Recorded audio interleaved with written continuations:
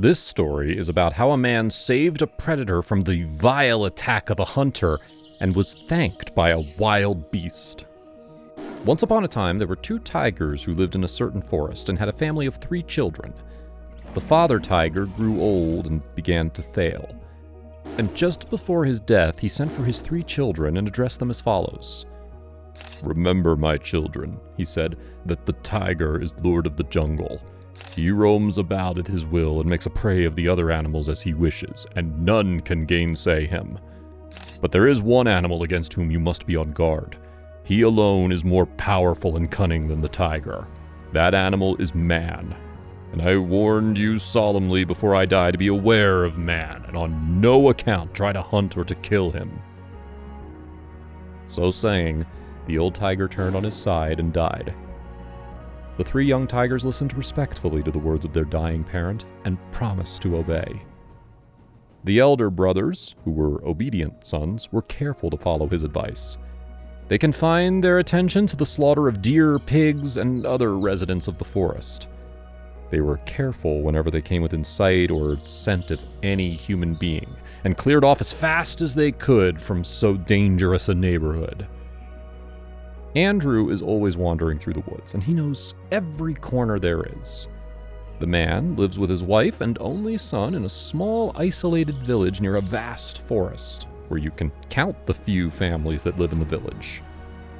One day, while Andrew was sitting in his house with his son Michael and his wife Laura, he heard bullets coming from the forest. Then the man was astonished and looked out of the window, but he did not see anything.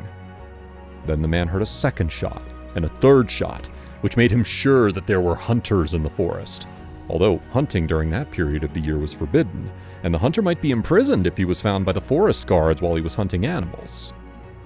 The sounds of bullets kept repeating, which made Andrew feel nervous as he carried his weapon and asked his son and wife not to leave the house.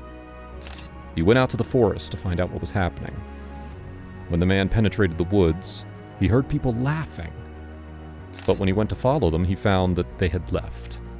He tried to catch up with them, but he was unable to. Then he kept wandering in the woods, looking to perhaps find an injured animal. And there, the man found a little dead wolf pup, which made him very sad. And when he continued walking, he heard the sound of an object approaching him. Then he took out his rifle and prepared to fire. But suddenly, a small tiger came from out in front of him and began preparing to attack him, thinking that he was one of the hunters. Andrew tried to stay calm and did not approach the little tiger. Apparently, the hunters had caught the tiger, the mother of this little one, and took it with them. But they were unable to catch the little animal because it managed to escape. The man tried to gain the confidence of the raging little tiger and kept approaching him calmly and trying to touch him. But the little tiger ran away from him. The man caught up with the animal, grabbed it, and kept caressing it, wiping its head and calming it until he finally managed to tame it. Then he decided to take it to the house to help him because he noticed that the little tiger had just lost its mother, and it would not be able to stand alone in the forest, especially since the snow had begun to fall. The temperatures went under 0 at that time of year.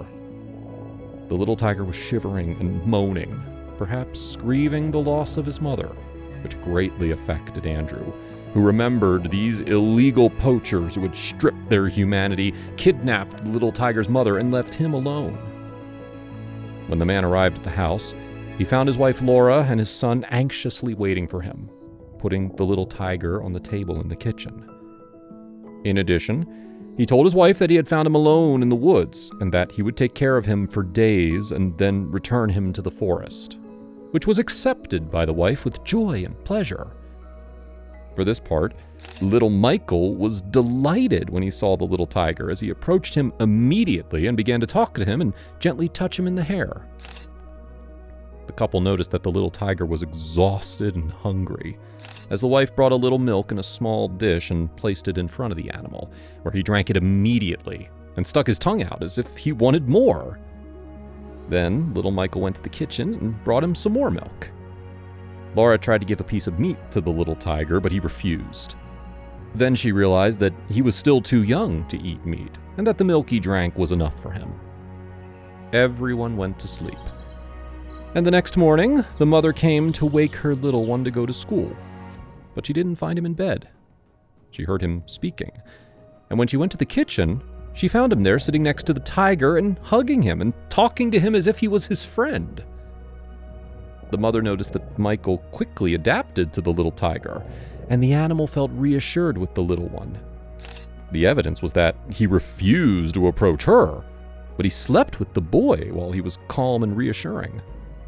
The child asked his mother if they could keep the little tiger in their home, which surprised the mother, who was not expecting this request from her little one, as she decided to discuss it with her husband and decide if they could. She realized that the animal will grow up and become ferocious, and it's not possible for them to keep it in their home because it's dangerous for the little one and all the neighbors.